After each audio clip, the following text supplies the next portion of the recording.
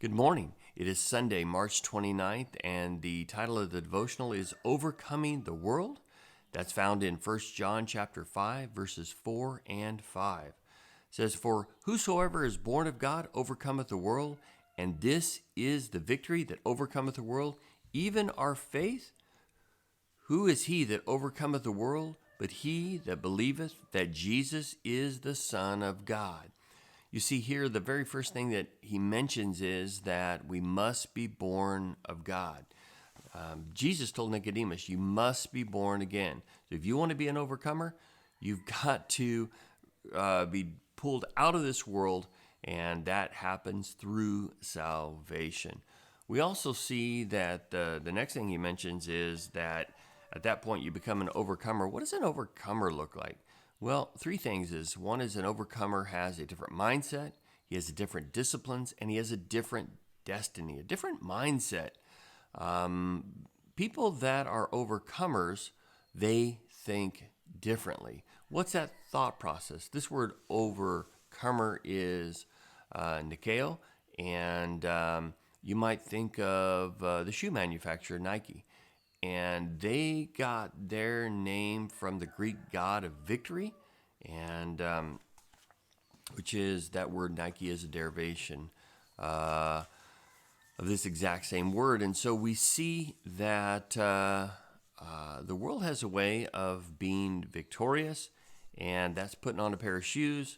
God has a way of his people being victorious, and that's putting on a different mindset. And so put on the mind of Christ. What will that yield you? Different disciplines. If you think differently, you think victoriously, then you will act differently. And how will you act differently? Well, the previous verses says that you'll keep his commandments. And so by thinking like Christ, you'll act like Christ. You'll do what he does. And so he very, very clearly gives us some commandments, some things that we ought to do. That will yield a different destiny. Boy, I tell you, when you look at the book of Revelations, it talks a lot about the overcomers and what they can expect. In Revelation 2:17, it says that the overcomers will eat of the tree of life. In 2:17, they'll eat of the hidden manna. In 2:26, they'll have power over the nations. In 3:5, they'll be clothed in white. Makes you think of chapter 19, the bride. In 3:12, it says there'll be a pillar in the temple. In 3:21, they will sit with Jesus. In 21:7, they will inherit all things. There is a lot that's promised for the overcomer. And so that should motivate us to want to be as close as Christ as possible with a different mindset, different disciplines, and surely having a different destiny.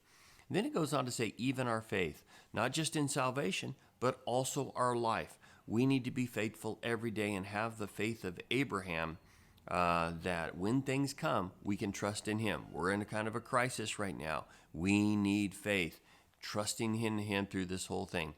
We also need faith in our death. A Christian not only lives differently, but they die differently, and they look at death completely different.